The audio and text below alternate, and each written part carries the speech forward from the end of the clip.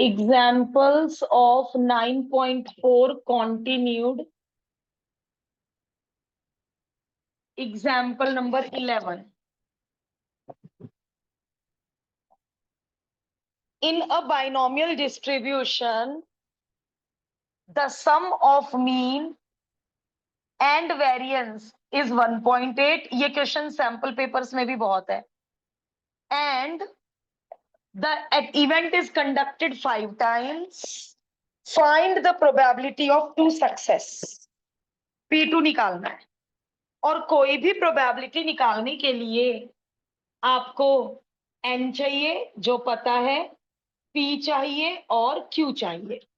3 चीजें चाहिए होती हैं. n मालूम है, np common 1 plus q, n की वैल्यू 5 और q की जगह या तो p की जगह 1 माइनस q भर दो या q की जगह 1 माइनस p भर दो. It's up to you. चाहे q भगा लो चाहे p भगा लो, इट्स अप टू यू. और p और q गैस करो. अब q भगाना क्यों आसान है? p भगाएंगे तो p में क्वाड्रेटिक बन रही है और p की जगह 1 माइनस q लिखेंगे तो इजी पड़ रहा है. देखो क्यों इजी पड़ रहा है. a minus B A plus B, A square minus B square 1.8 upon 5.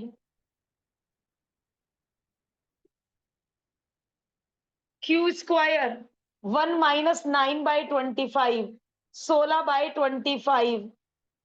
और फटाफट क्यू आ गया. प्लस माइनस क्यों नहीं लगा? वाई प्लस माइनस क्यों नहीं यूज हुआ? प्रोबेबिलिटी कांट बी नेगेटिव है तो ये फेलियर की प्रोबेबिलिटी ही.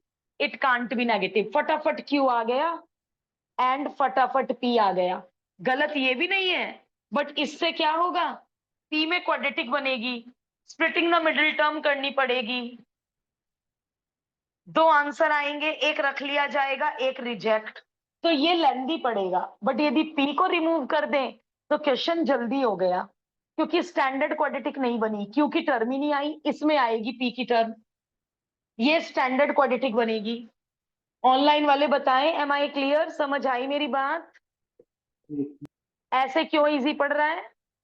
क्लियर हो गया? Yes ma'am. Now solve it. और आ गया 2 सक्सेस की प्रोबेबिलिटी. ये एग्जाम्पल 11 लास्ट ईयर बहुत सारे सैंपल पेपर्स में था.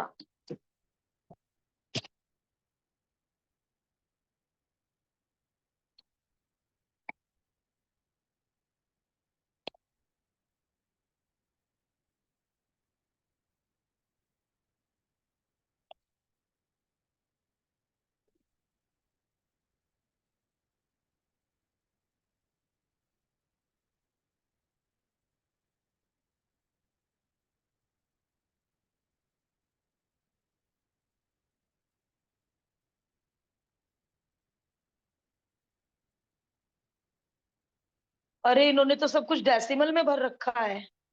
चलो ये तो हमारी मर्जी. इनका पी है 0.2, 2/10, 1/5. इन्होंने सब कुछ डेसिमल्स में ले रखा है, उसका कोई फर्क नहीं पड़ रहा है. आप प्रोबेबिलिटी का आंसर फ्रैक्शन में भी दे सकते हो.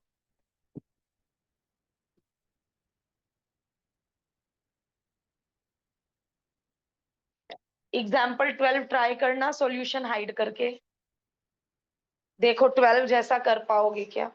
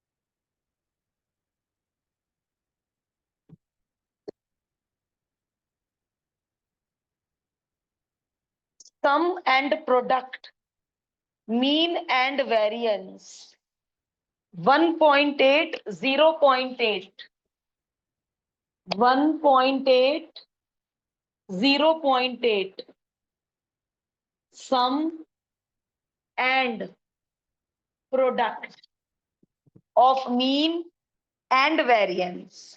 मीन हमें आता है एनपी, वेरिएंस हमें आता है NPQ. Find the probability distribution. अब देखो, सॉल्यूशन में दे दिया बाइनोमियल डिस्ट्रीब्यूशन और मांगा है probability distribution. What is the meaning of probability distribution? पूरी टेबल बनानी थी और आंसर में दे रखा है बाइनोमियल डिस्ट्रीब्यूशन और क्वेश्चन में क्या है? Find the probability distribution. Binomial distribution के दो तरीके बताए थे, यहाँ एन लिख दो, यहाँ पी लिख दो, या फिर ये दोनों किसके रिप्रेजेंटेशन है? बाइनोमियल डिस्ट्रीब्यूशन के. क्वेश्चन में मांगा है प्रोबेबिलिटी डिस्ट्रीब्यूशन. अब अभी तो मुझे एन ही नहीं पता है, तो एन, पी और क्यू तीनों चीज निकालनी पड़ेंगी. दो इक्वेशन क्यों एनफ है? तीन अननोन है, तीन इक्वेशन की नीड क्यों नहीं है? तीसरी p plus Q is equal to 1 हमारे पास ऑलरेडी होता है. तो आपको ऐसे क्वेश्चन में हमेशा दो ही शर्तें मिलेंगी. यहां एक ही शर्त में काम हो गया, क्यों? n गिवन था, n गिवन था. यदि n मिसिंग होता तो इस क्वेश्चन में भी दो कंडीशंस की नीड होती. अब आपके पास दो इक्वेशन है, अब आपको दिमाग लगाना है, सब्स्टिट्यूशन करना है, डिवीजन करना है. इन दो इक्वेशन में क्या करें कि NPQ आ जाए.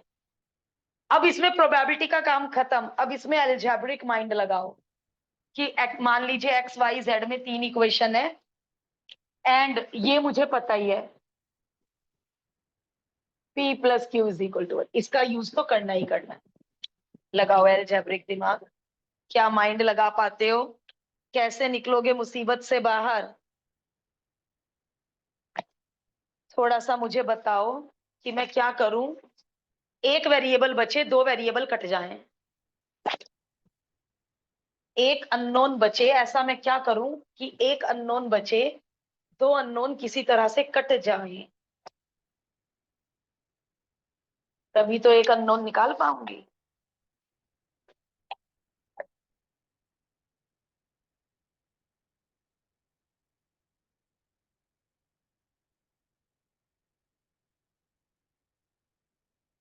जो एक अननोन तक आ गया हो वो बच्चा मदद करो हमारी. नहीं सोच पा रहे हो?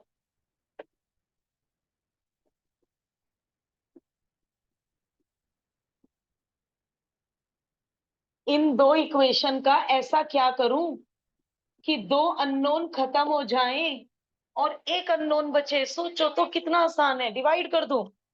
डिवाइड करने से n भी बचेगा, p भी बचेगा, q भी बचेगा. तीनों के तीनों अननोन रहेंगे. मैं चाह रही हूं दो अननोन खत्म हो जाए, एक ही अननोन बचे. ऐसा क्या करूं? डिवाइड करना is not the solution. Divide करके एक n कटेगा, n भी बचेगा, p भी बचेगा, q भी बचेगा. तीन unknown. What is the use of division? क्या करूं? हाँ, ऑनलाइन वाले बताएं क्या चल रहा है दिमाग में. यस.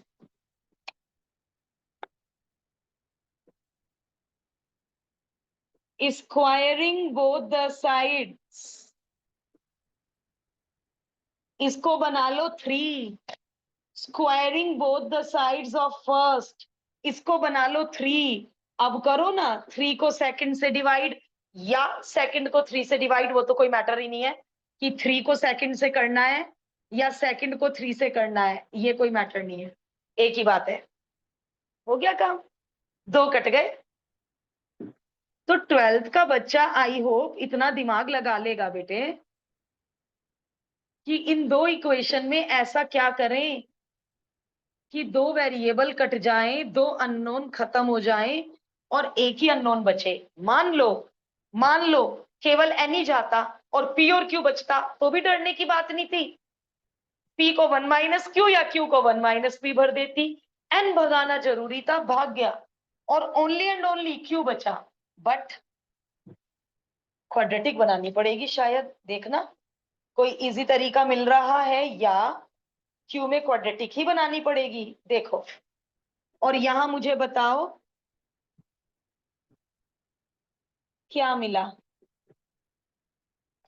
डिजिट्स में क्या बचा, हेल्प मी आउट।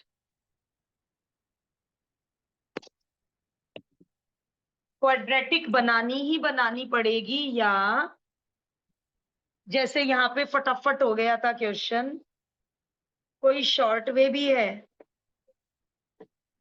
क्या आ रहा है बेटा? 20/81, इतने बड़े बड़े डिजिट। मुझे तो नहीं लगता कोई भी शॉर्ट तरीका, क्रॉस मल्टीप्लाई करो और मुझे स्टैंडर्ड क्वाड्रेटिक बना के दो। Cross multiply it and make it standard quadratic, and after that splitting the middle term.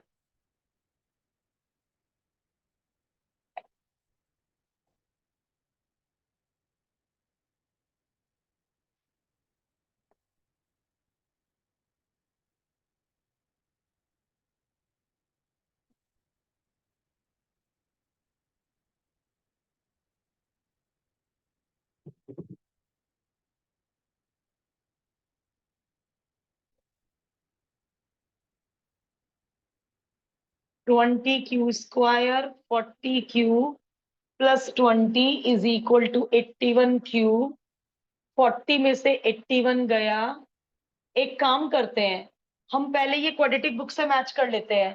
पता चला हमारी आगे की मेहनत ही बेकार हो गई। बुक से मैच करना जरा, मैच हो गई तो इसका मतलब हम सही जा रहे हैं।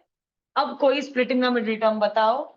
फैक्टर 20 20 जा 400, 400 के फैक्टर ऐड करके -41 आ जाए। स्प्लिटिंग द मिडिल टर्म, ढूंढो फैक्टर्स 400 के।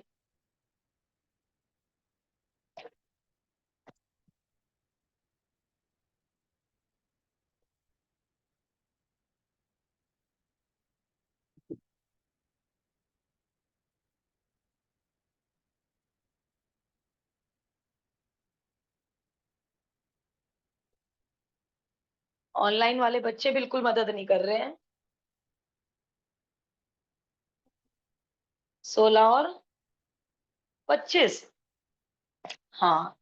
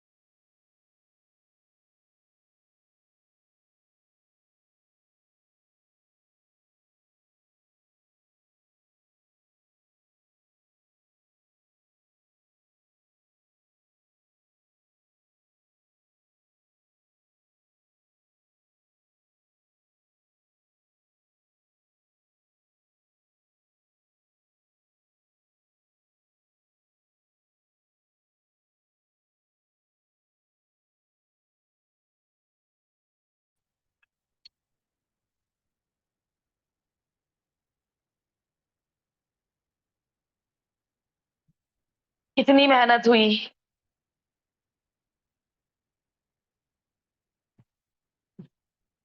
तो ठीक है, लेंदी था, बट टिपिकल नहीं है बेटा। टिपिकल की कैटेगरी में नहीं डाल सकते।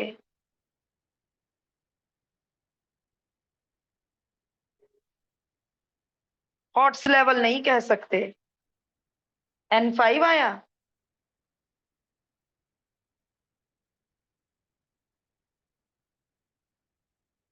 क्वेश्चन में बाइनोमियल डिस्ट्रीब्यूशन कर लो, क्योंकि हमें क्या पता ये क्या चीज है। मैं कैसे कह दूं capital X can take the value. हाँ, 0 सक्सेस, 1 सक्सेस, 2, सारी प्रोबेबिलिटीज निकालने में तो बहुत टाइम लग जाएगा। प्रोबेबिलिटी डिस्ट्रीब्यूशन का क्या मतलब है? पूरी टेबल बनाना। 0 success, 1 success, 2 success, 3 success, 4 success, 5 success, 6 column बनाने पड़ेंगे, 6 प्रोबेबिलिटीज निकालनी पड़ेंगी। आप इसमें क्वेश्चन में बाइनोमियल डिस्ट्रीब्यूशन कर लो, प्रोबेबिलिटी डिस्ट्रीब्यूशन काट के। एंड बाइनोमियल डिस्ट्रीब्यूशन होता है Q प्लस P। बेटे पहले Q ही आएगा, Q प्लस P की पावर n, क्योंकि इस इसके एक्सपेंशन में बाइनोमियल थ्योरम लगती है जो कोर मैथ के सिलेबस में है। यदि 1/5 पहले आएगा तो वो जो पहली टर्म है वो 0 सक्सेस की नहीं होगी।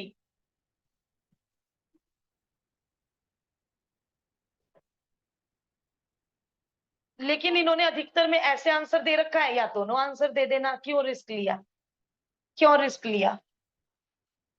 Binomial distribution Q plus P की पावर n।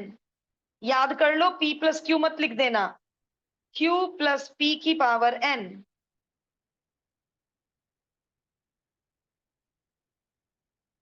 और मैम क्या आपने मांगा है? 4/1 लिख दिया। लाउड बोल बेटा। मैम बाइनोमियल डिस्ट्रीब्यूशन में 4/1 लिख दिया। ये राइटिंग नहीं पढ़ी जा रही है बेटा, ये रहा डैश और ये रहा 5 का डंडा।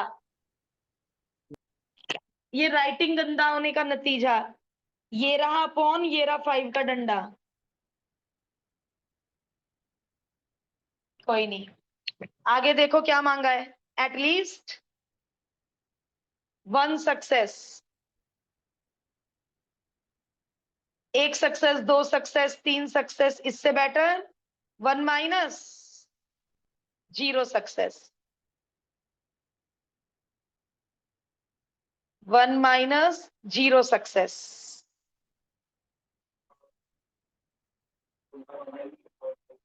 रहने दो। हाँ, एग्जाम में थोड़ा टाइम का हिसाब किताब देख लेना, बाकी पेपर ना छूट जाए। 5 की पावर 5 बहुत टिपिकल जॉब नहीं है। 625 इंटू 5 कोई टिपिकल जॉब नहीं है। 4 की पावर 12 होती, 5 की पावर 12 होती, सब टिपिकल जॉब था। तो ये एग्जाम में टाइम के अकॉर्डिंग देख लेना।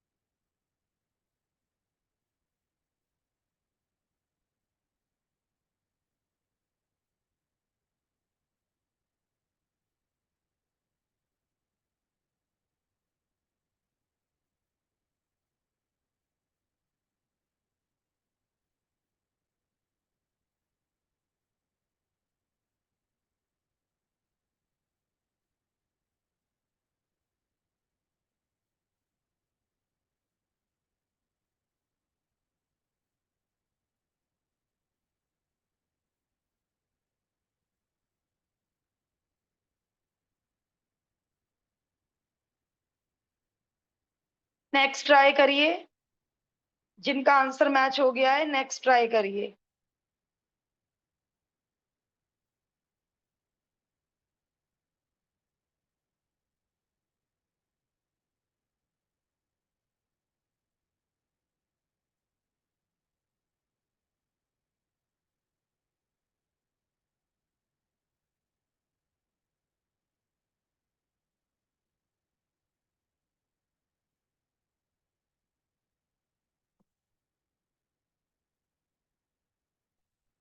ये सब ने कर ही लिया होगा। एटलीस्ट 1 सक्सेस, एक या एक से ज्यादा success, 1 minus 0 success. Example number 13।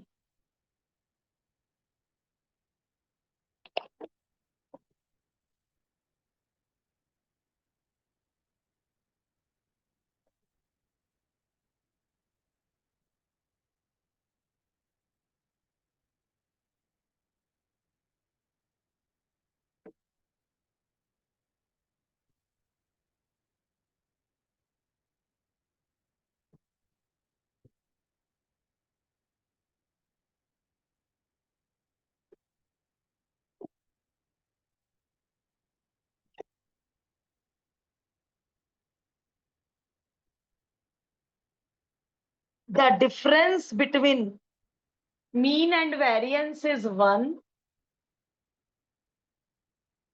and the difference between their squares is 11. Find the distribution. अब देखो एक मिनट सुनो, इन्होंने डिस्ट्रीब्यूशन के आगे वर्ड ही नहीं लिखा, बाइनोमियल या प्रोबेबिलिटी। तो क्योंकि क्वेश्चन में बाइनोमियल वर्ड है तो बाइनोमियल डिस्ट्रीब्यूशन निकाल के आ जाना। तो वो गलती से मिसप्रिंट है, वो 12 में भी क्या मांग रहे होंगे, binomial distribution.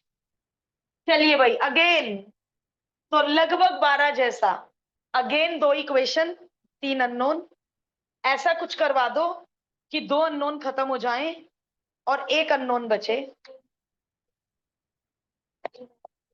Very good, A square minus B square, A minus B, A plus B. ये तो बहुत बढ़िया स्टेप रहा, क्योंकि इसकी वैल्यू 1 है तो ये 11 आ गया। अब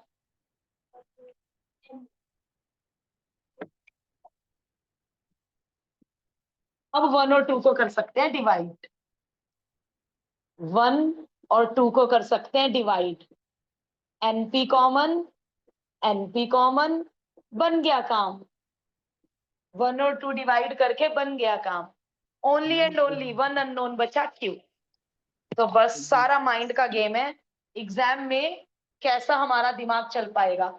आप में से किसी ने किसी और तरीके से किया होगा तो भी कोई दिक्कत नहीं है, एनपीक्यू बुक से मैच होना चाहिए प्रोसीजर, बट ये इजीएस्ट रहा जो बोर्ड पे हो रहा है। कोई किसी भी रास्ते चले जाओ,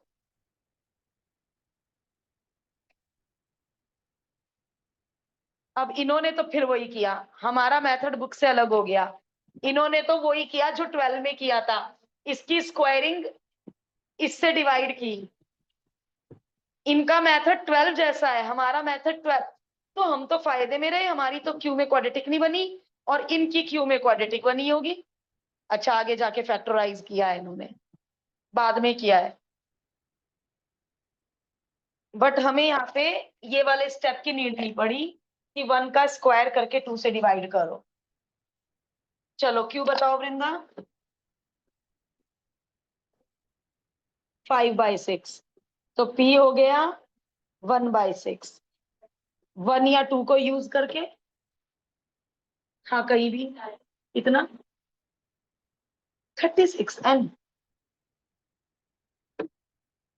तो बाइनोमियल डिस्ट्रीब्यूशन हो जाएगा Q प्लस P की पावर 36। इतने बड़े n में बाइनोमियल यूज नहीं होता। कैसे निकालोगे 10 सक्सेस, 36C10 सॉल्व करोगे क्या, सॉल्व नहीं हो पाएगा। तो कल हम जो पढ़ेंगे ना पॉइजन डिस्ट्रीब्यूशन, उसमें यही सिखाया जाएगा, जब n इतना बड़ा हो तो पॉइजन डिस्ट्रीब्यूशन यूज करते हैं। बाइनोमियल डिस्ट्रीब्यूशन का कॉम्बिनेशन कैसे सॉल्व होगा, पॉइजन में यही पढ़ना है हमें। 14 छोड़ दो, 15 पे आ जाओ।